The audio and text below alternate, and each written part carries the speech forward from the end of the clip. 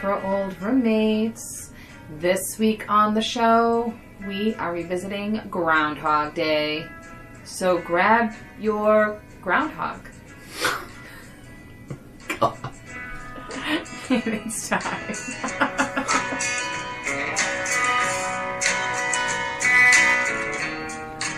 I just want everyone to know I gave Christina the option of doing that intro, and she thought it was a cute little. Oh, I thought it was cute. I thought it was cute. Welcome to Old Roommates, the only podcast that revisits pop culture through a middle-aged lens. This is Brian. And this is Christina. And today, welcome, and we are talking about Groundhog Day, 1993. We want to quickly say that we are still social distancing. It's like a is it the coronaversary? But yeah, we hope everyone's staying safe. Wear your mask and social distance, which is why we are projecting our voices from across the room, and we appreciate you staying on board with us. Yes. Groundhog Day, 1993. Christina in 93 in Groundhog Day. Do you remember the first time you saw this movie? I don't... Oh, well, yeah, I actually think I do remember the first time, and I remember it being one of the longest days of my life. Oh, no! I felt like I was in Groundhog Day. No, I rented this video. Okay. I did not see it in the movie. Oh, okay. So it was probably more like 94, 95. I don't know. Probably somewhere around there. And I remember just thinking it was the longest freaking movie. I did not care for it the first time I watched it. It was frustrating to me. I'm like, when is this going to end? I don't understand what's happening, and when is it going to end? I thought, I didn't think he was all that likable. Mm-hmm. And I just didn't care that much about him. Let it out. Yeah, that's it. I'm letting it out, man. I'm letting it out. But I will say, over the years, I've recognized that it is a beloved film. Oh my God. So many people love this film. Yeah. And it's referred to quite a bit. Yeah. And I'm like, wow, maybe I should watch it again. And I just never could do it. I'm like, I can't. So I was very happy, actually, when we decided to do it. I'm very happy that today is Groundhog Day. I know, yeah. Right? I mean, that it's kind of full circle. Yeah. And I also feel like it's appropriate, given that the past year now, everyone has sort of felt like they're living in Groundhog Day. 1,000%. Because of the coronavirus. So I think it's a great movie to revisit today. I'm glad to have the opportunity. Yeah. But that's how I felt originally. I just did not care for this movie at all. Wow. But I've always been kind of curious as to why people do. Yeah. What about you, Brian? Well, it's clear that I'm living in a Groundhog Day because I thought it was March, so that's why I said coronaversary. Yeah, it's February. Yeah, it is February. Yeah, Groundhog Day. And so here's what's interesting: we don't talk about these movies before we do this. So I didn't know how you felt then, and it's funny because I hated this movie. Oh my God! Back then, I really didn't like it. I did see it at the movie theater back in 1993. I was so bored and annoyed and annoyed. This was a hit. This movie was a hit, and critics liked it. I mean, critics said it was one of the best American comedies in years, and there are people that took really put philosophical thought into this. Like, what does this movie say about life? And it's like, and here's the thing: I really love movies, and I love different kinds of movies, and I aggressively didn't like this movie when I saw it. I was like, is this ever going to end? That's so funny. It was aggressively disliked. And over the years, Bill Murray, I will say that I really love the movie Quick Change. Did you ever see Quick Change with Gina Davis and Bill? I think I did. I liked him in that.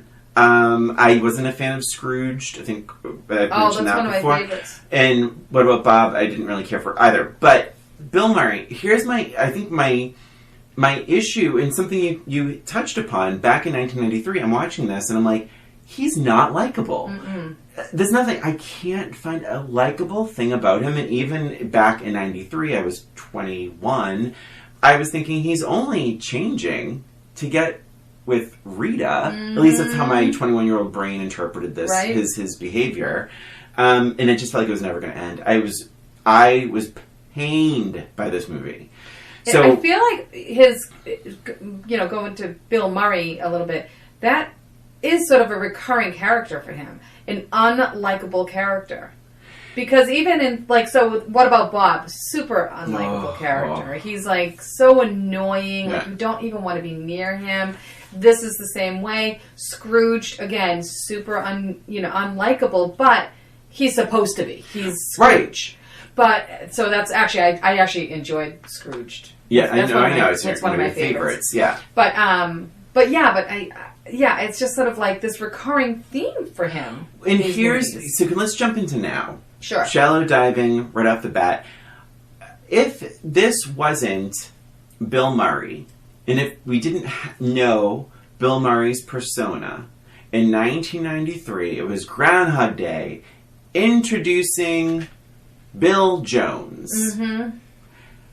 I don't know if audiences would have been so gung-ho and just gone along with this character, because he is toxic.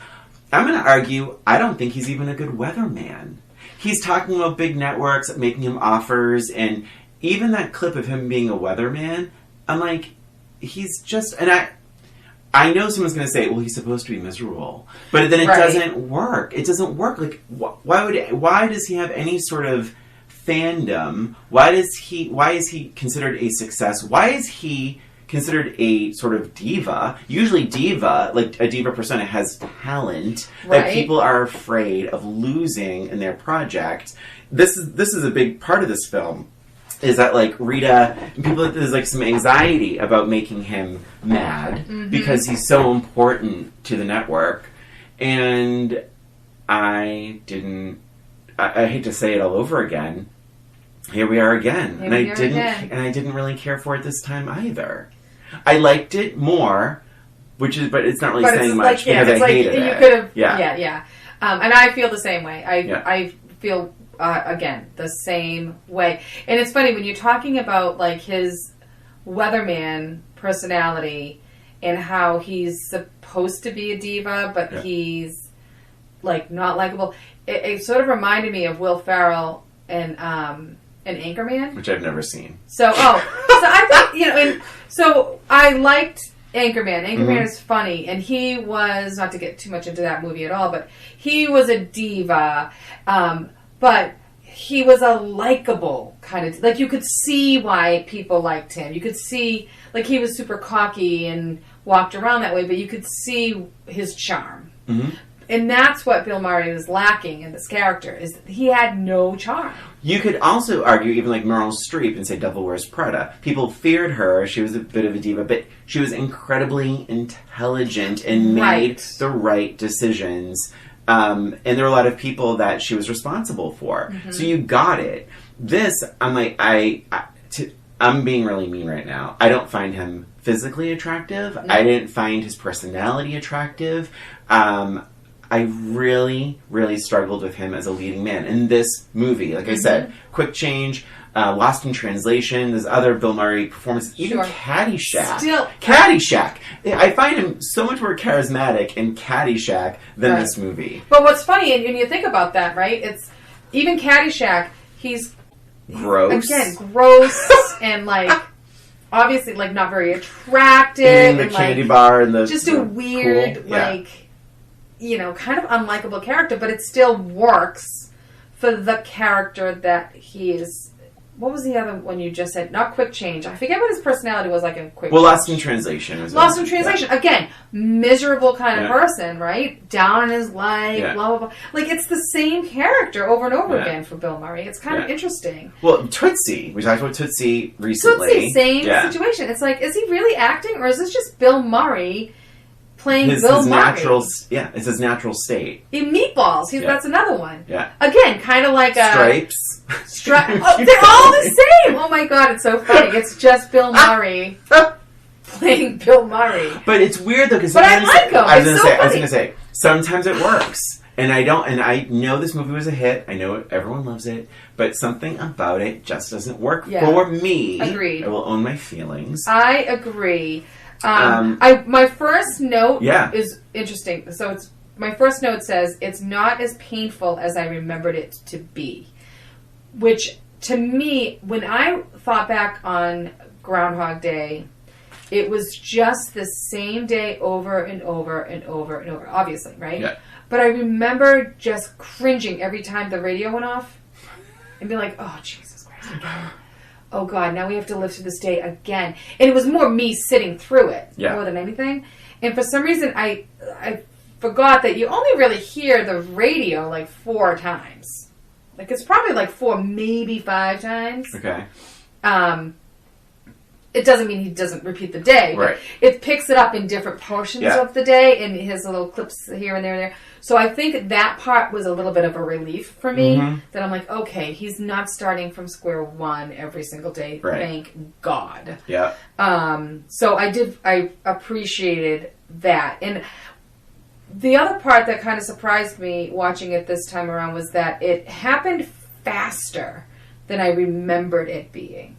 So when he was trying to get with Rita and like that first day with her, when you think that she's going to start liking him, and he's like manipulating everything and, you know, learning her favorite foods and her favorite drinks and all that kind of stuff. And so creepy, by the way.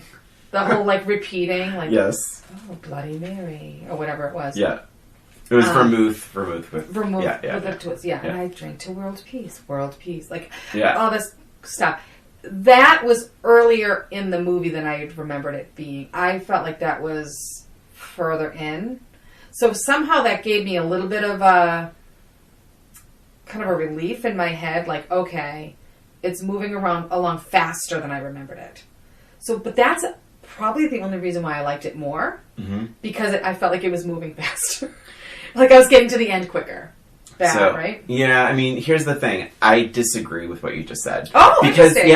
I thought it dragged, and what was so I rented this from the library, and of course, because it's on DVD, you see on your DVD player the minutes click by. Yep.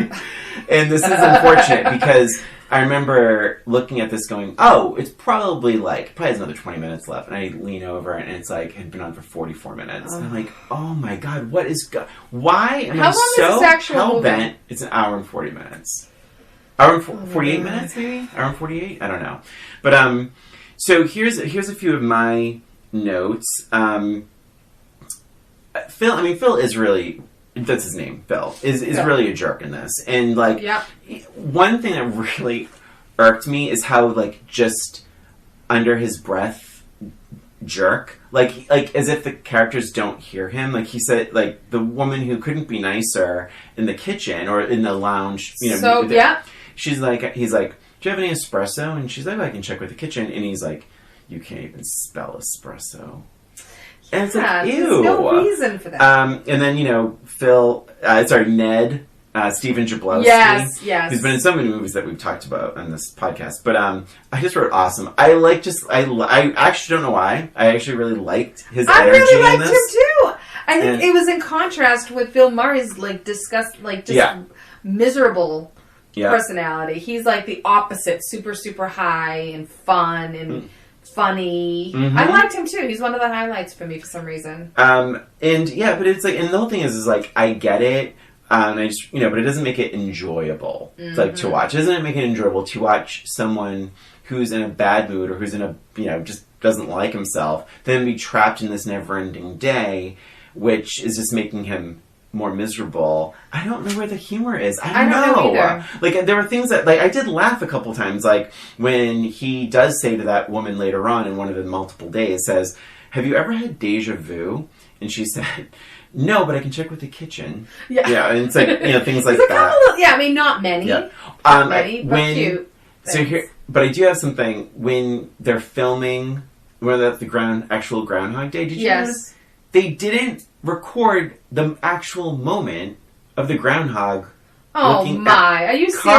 Carl and I almost at the same time. I'm like, wait, they shut the cameras off, but when they take the groundhog out, And they go, then they start filming again. Like, that's really weird. I don't know why that happened. But I did laugh when how crazy the town gets for this moment. Oh my God. There is a person, there's people holding signs, and one of them says, sleep.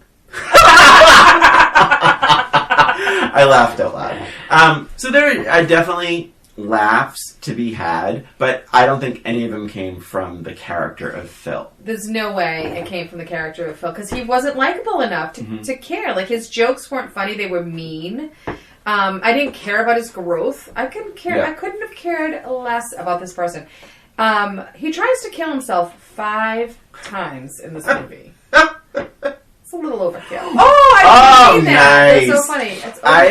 I like that and this is like, oh, that's interesting. I liked, and I forgot about this part, where he just is eating whatever he wants. Yeah. Like, that would be a big draw for the reliving everyday thing. Once you figure out, like, you're just going to keep, I don't know. I know we're shallow diving, and I don't know when to bring this up, but I do have a bigger question. So, it's the same day, over and over and over again. Mm-hmm. I did a little research. When this movie came out, Harold Ramis, who wrote, produced, directed... Harold Ramis died, like, years ago. Did you know that? Yeah, I remember him dying. It was, so when he was asked, he said he imagines Phil being stuck with 10 years of the same day. But years later, he said in an interview, he's like, he believes he was stuck about 30 or 40 years in this same day over and over again. What? Okay? So, but here's my thing. So, the ending, or towards the ending, it is still the same day, right, over and over. Yes. So, but throughout the entire thing, you're seeing him, like, he has this new lease on life. He's helping the old woman with the car. He catches the kid. The piano and all this kind of stuff. So, the last day, Rita, for some reason, falls in love with him because the script tells her to. Right. And I just kept wondering, when did he and Rita hang out today? Because he just did so many lovely things. Right. No, today. Exactly. I have that as a note, too. It's unrealistic. I mean, the whole thing's unrealistic. But it's unrealistic to think that they literally just met. Mm-hmm. They literally just met that morning. That's right. Yeah. So they met that morning. She doesn't like him at all. Yeah. All the way up until, like, the restaurant, right? Mm-hmm. When they're saying they have to leave or whatever. Truly, right? Yeah, it's right. Yeah. So and they don't like each other then. I mean, maybe he had a nice conversation with her, but that's one conversation. Mm-hmm. And then he runs around, does all this other stuff. He has his piano lesson and all the kind of stuff that you had mentioned. And then they see each other again while he's on stage. So basically, he's on stage playing the piano. So he doesn't even have a conversation before that moment. That's right. So when did they exactly? Well, when he also says to her, and I wrote it down, "I've never seen anyone who is as nice to people as you are." He said that to Rita. Right. And it's like, guess what? We haven't seen it either. I've never seen her be nice to anybody. Who was she nice to? Who was she nice to? Chris Elliott's character? Yeah. Like, what? Who? What? Like, it doesn't make any sense. It makes no sense. You never see Rita being nice to a single person in this movie. You don't see her. You don't see her at all, really. But that is his whole thing, is why he loves her. Why he's fallen in love with her. I mean... and even that is... I mean, okay, you can sort of get... Okay, he's been around... I can't believe he's saying 30, 40 years. That doesn't make any sense to me at all. But let's just say he was there for a few years, okay? Yeah. I can buy that he has seen her do other things, because he's around... He's lived in the state for 10 years or whatever, right? Mm-hmm. But she's not seeing him at all. So why is she... liking him? Mm-hmm. Why does she even care about him? Yeah. Why is she giving him the time of day? Because because she sees him playing piano. Oh wow, he plays piano. That's what made it's a huge problem with this movie. I agree. Problem. And Carl said, he's like, wait a minute, how come everyone in that place knows his name? And I was like, well, he is a meteorologist. Maybe there's some of that fame. He's like, no, it's like that they like know him. Mm-hmm. Not that they know him from TV, but they actually know him. And it's like, and just, so either one or the other. Either because he's helped everyone that day, everyone knows him, or he spent the day with Rita and she's fallen in love with him. Like, it doesn't, you can't have both. You it doesn't, can't it's have it so both ways. weird. Yeah. I don't know why, like, no one was like, wait, all in one day? I will say Andie MacDowell has some nice moments. I actually think she's really good in this. I think she's a really good listener. Mm-hmm. I wrote another note about her. Yeah, a good listener and a good laugher. Now, I don't know how much of this was improv, but a lot of her laughter sounds very really, I'm very particular about people laughing. I like when she says, I ate fudge. Yuck. I remember that line from before too, which is so strange. I agree, and I really am not a big fan of hers typically, but I did like her in this movie. I am a fan of hers. I really liked her in Green Card. I really liked her in The Object of Beauty with John Malkovich, which is a really good movie. Did you ever see Sex, Lies, and Videotape? Yes. That's might be. That's an interesting one. Yeah. I kind of liked her in that movie. Like, I don't know. Well, I was surprised by that movie because I was surprised she won. She won some award for that, and I remember thinking like, wow, it's a real under the radar performance. I don't know if I watched Sex, Lies, and Videotape being, wow, what a great actress. Right. It was more like, what an interesting movie. But then there's another funny part where it is Chris Elliott. Is that? It is. Yeah. Yeah. And he said, Andie MacDowell says, why would anyone steal a groundhog? And then he's like, I could think of a couple reasons. Then he goes, and there's a pause, and he goes, pervert.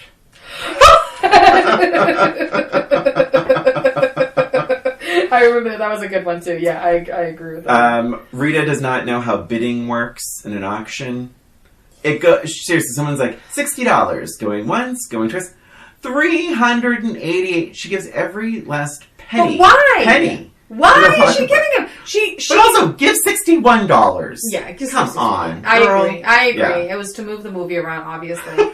That something had to, and yeah. But again, why is she bidding on him? Why does she want to spend time with him? He obviously already liked her. Why does she have to pay to spend some time with him? It's so odd. It's really odd. Like, there's a lot of very inconsistencies in this movie. That's probably why it bothered me to begin with. I mean, but honestly, like, it's like we said before, it was very boring. Mm-hmm. And now, even looking into it further because of the podcast, I like it probably less. Oh, interesting. Because of all these inconsistencies. Yeah, there's a lot of inconsistencies. In fact, and even from I don't know if this is considered acting, but like the chemistry element, I actually found that Bill Murray and Andie MacDowell had less chemistry as they got closer. Mm-hmm. Like, I feel like they had less chemistry. In fact, there's that really awkward scene where she says no about 4 times. Yes. And he keeps making moves on her in his room.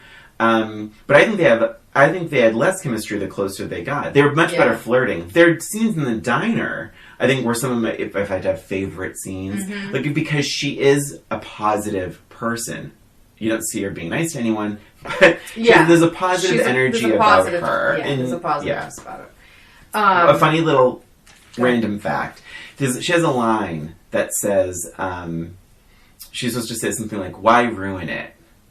And her southern accent, apparently, the director had to rewrite the line because they tried to do it 7 times. And he's like, I really don't know what you're saying when you say why ruin it, because her southern accent kept coming through. So I think they changed the line to like, why spoil it? I can't remember what part in the movie, but I found that out. And that's like her southern, but her southern accent was so strong that in when she started out, she was a model at first. Mm-hmm. That Tarzan film, Lord of Greystoke, I think it's called. So she had got her big break. She was in a breakaway from modeling. I think you know this. You probably know this. This is like pop culture history footnote. I don't know. It's not ringing any bells right She made the whole movie.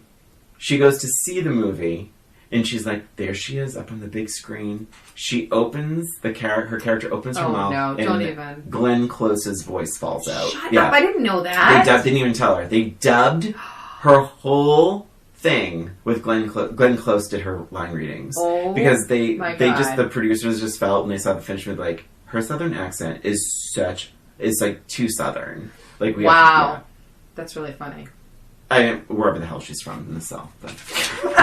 I don't know where she's from. So I'm like, she's not from that thing. Self. Yeah, but I don't know. Oh my god, that's so funny. Did you happen to notice when he was in? So one of the moments I kind of liked was with the old man who died. Mm-hmm. And I did appreciate the fact that he continued to die. Like, every day he died. Like, he couldn't save her because it was more him. Because it was more of like, when your time is up, your time is up. Like, this is just when your time is up. I appreciated that part of it. I thought that was kind of cool. But one thing I was going to mention, did you notice when they're in the hospital, if you look in the background, you see the kid that fell from the tree with like a cast on his leg?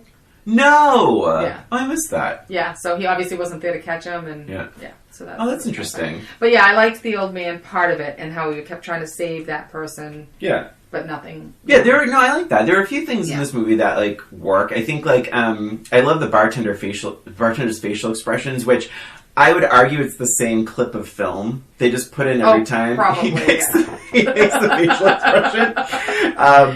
I think Andy McDowell's great. I think Chris Elliott's great. I think you might know this, but the actor. So there's the young married couple. They're getting married. The actor is Michael Shannon, who went on to be in a million. He actually lived in my neighborhood back in Brooklyn. Oh my gosh, he was Oscar nominated for is it Revolutionary Road with Leonardo DiCaprio? Maybe. But he's been in a bunch of stuff. I can't think of 3 of them right now, but that's like I think that was one of his first things.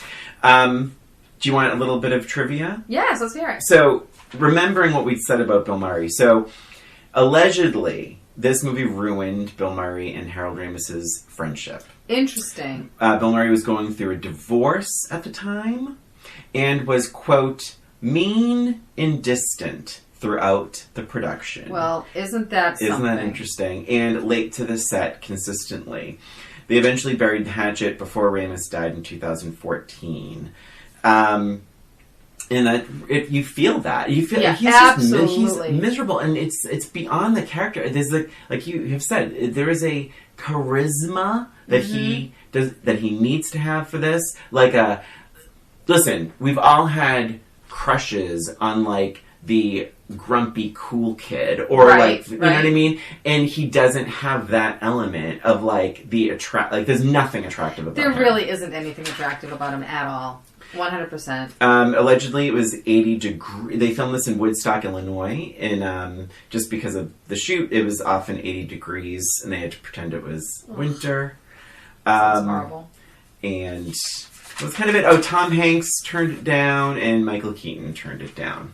I think Tom Hanks would have been much better in this role. I do too.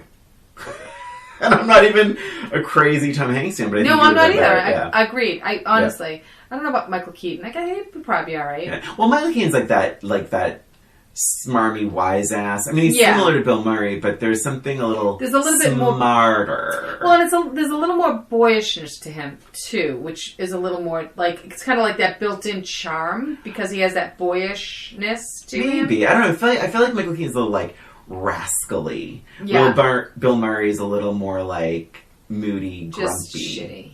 Yeah. But I don't hate Bill Murray. Like, did you ever see the Bill Murray Christmas special on Netflix? I did. I love that. Yeah, that was good. Yeah, but that was Bill Murray. That's right. Yeah. No, and I do. I loved Stripes. I loved Meatballs. I loved Lost in Translation. Mm-hmm. I loved what else is there? Caddyshack. I loved Caddyshack.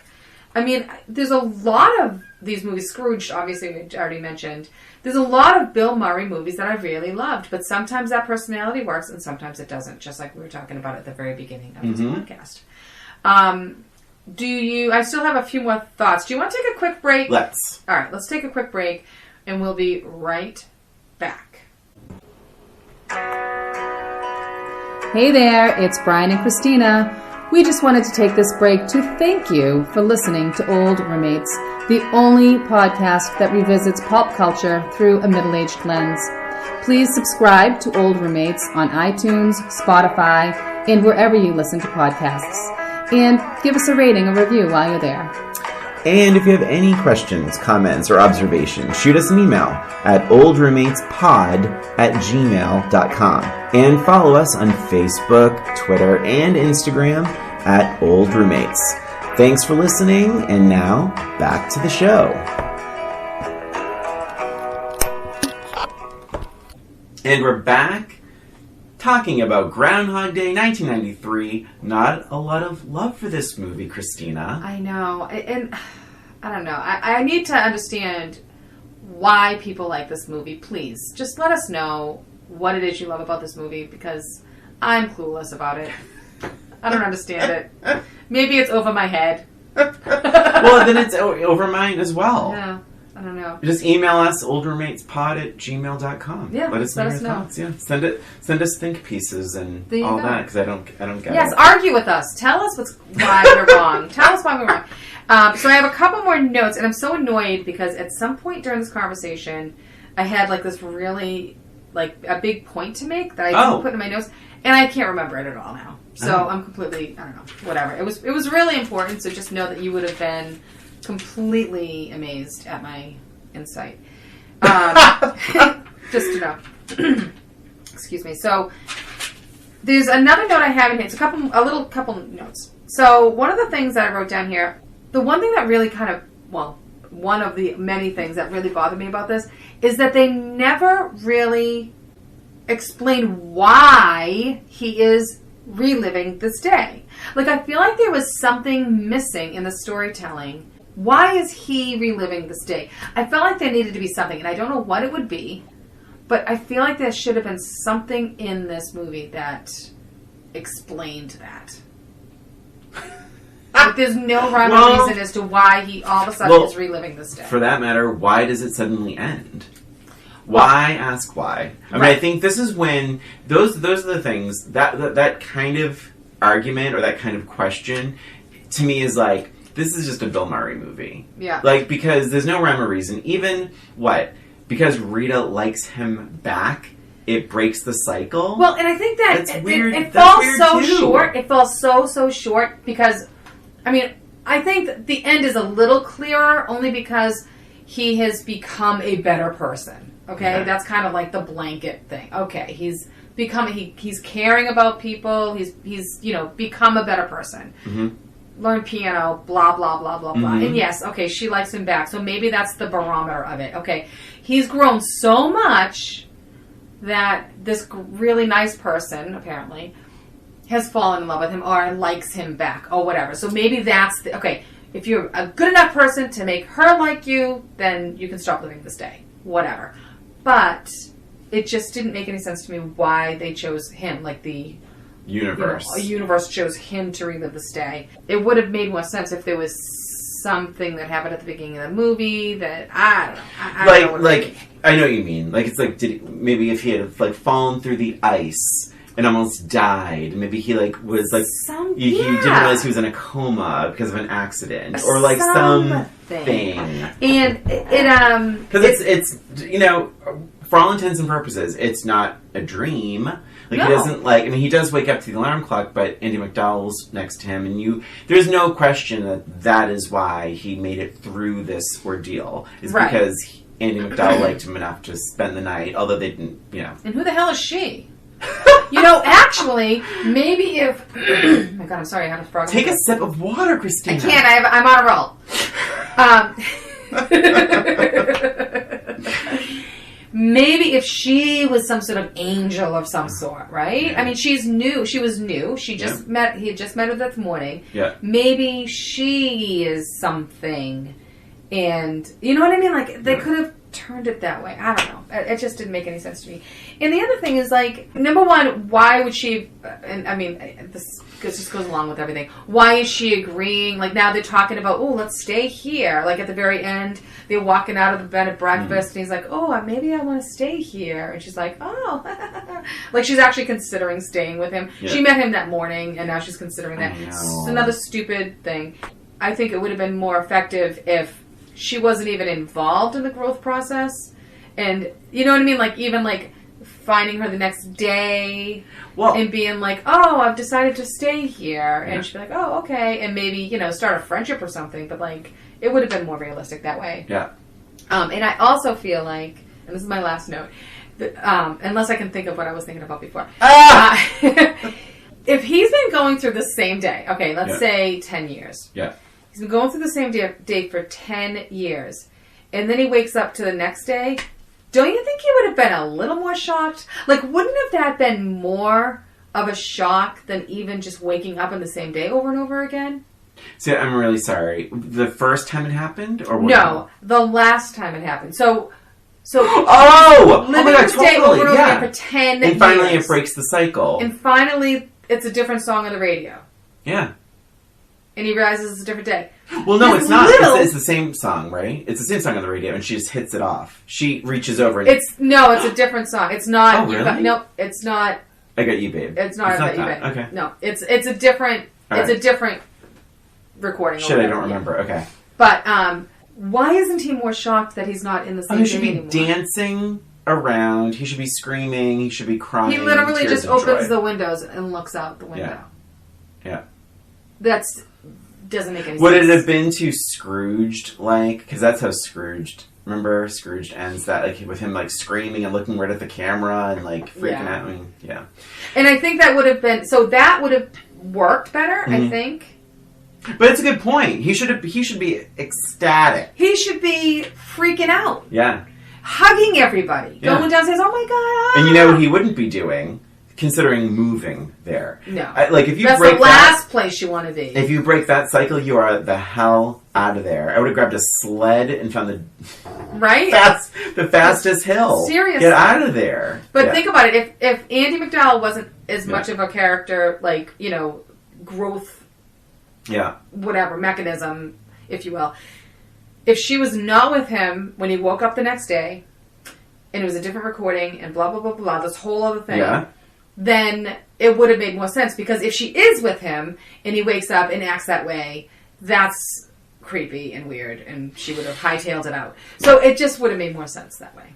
But didn't he walk her through the diner and was like, da-da-da, in 5 seconds that person's going to drop a tray of drinks? Was that the last day? No, that was way earlier. that was way earlier. Yeah. That was when he first started trying to manipulate her.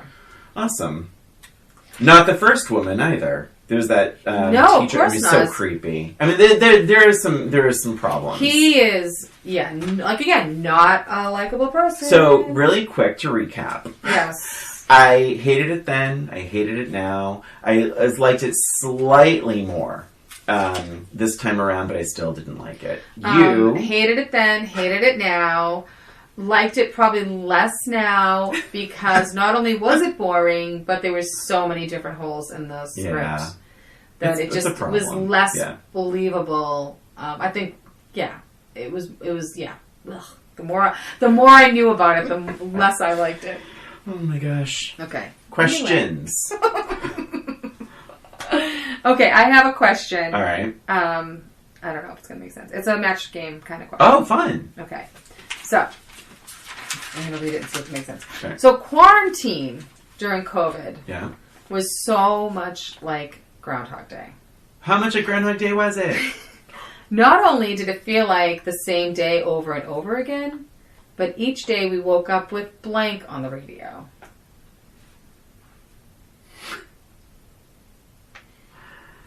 Oh, wow. Yeah, not my strongest, but it's... All right. I actually have an answer. It didn't take that long. good.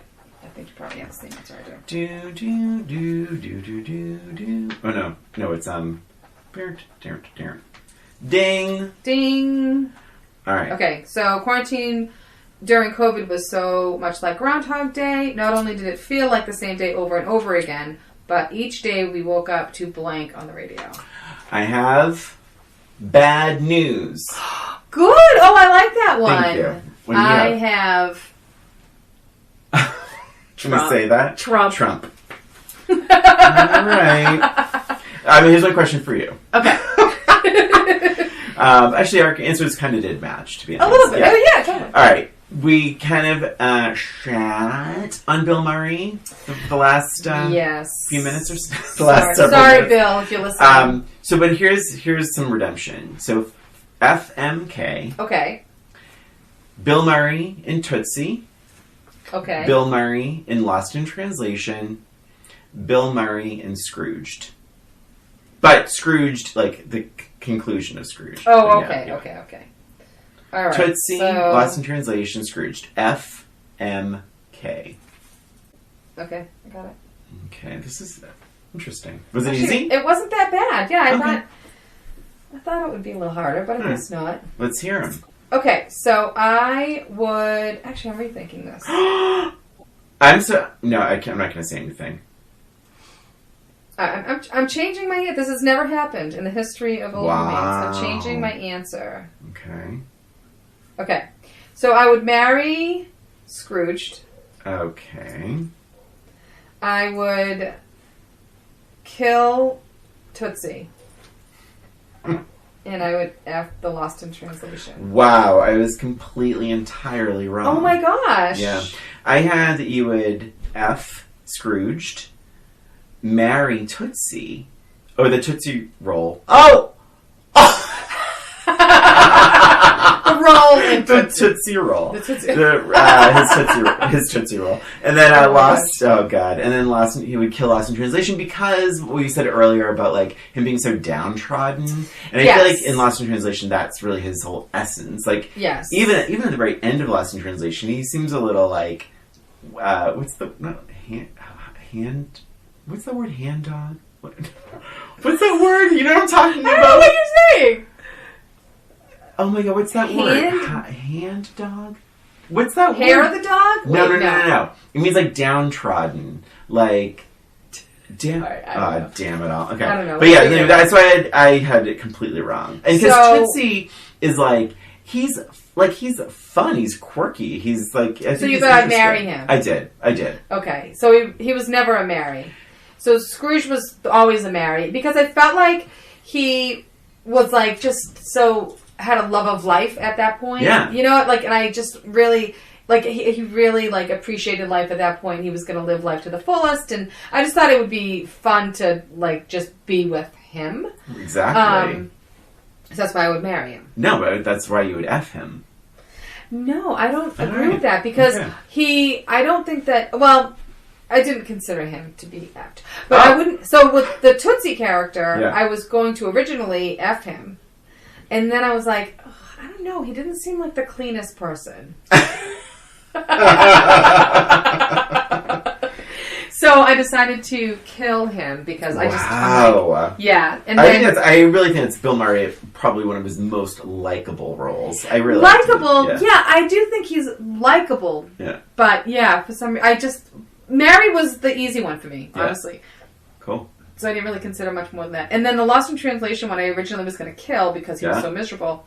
But then I also felt like there was a redeemable-ishness to him. Oh, for sure. Yeah. And I felt like he would probably, if he was interested enough, he would probably take his time. That character. In bed. Mm-hmm. Oh, I see. Okay. So that's why I kind of changed my mind about those two. Yeah. What would you do? You'd marry Tootsie. Marry Tootsie. And I think oh god, this is awful. I think I'd kill probably Scrooged. Yeah, he'd be too obnoxious. Not too much. Yeah. It was too much either way. Yeah. Too grumpy or too excited. Yeah. And I think he's going to calm down a And little bit. in Scrooged, I know we're not talking about that, but I didn't like the very end when he's like breaking the fourth wall and talking to the audience. That was obnoxious. Obnoxious, yeah. I never liked that. All right. That was oh my Groundhog gosh. Day. What? I'm exhausted. I didn't Happy think it was gonna Groundhog be Day, very- everyone. Yeah, happy Groundhog Day. I don't know if Phil will see his shadow today, but so if he sees a shadow, it's 6 more weeks of winter. If he doesn't, then he comes out and it's going to be warmer. So I hope he doesn't see his shadow Okay. because I want spring to be right around the corner. Oh wow, I like winter. I don't mind it. I don't like it this year because you can't get out. We've been. I've been out New New every England. day. I mean, well, I see what you're saying. Yeah, I mean, New England. We've only had like one snowstorm. It was a major snowstorm, but it was only one As of now. as of now. Who knows what's going to happen? So, I guess that's it for this episode. And that is it for us and for this episode of Old Roommates. Thanks for listening. Please subscribe to Old Roommates on iTunes, Spotify, Stitcher, and wherever you listen to podcasts. And give us a rating or review while you're there, please. If you have an idea for the show or a suggestion or comment, you can email us at oldroommatespod@gmail.com. And don't forget to follow us on Facebook, Twitter, and Instagram at Old Roommates. This is Christina. And this is Brian. Thanks again for listening. Until next time.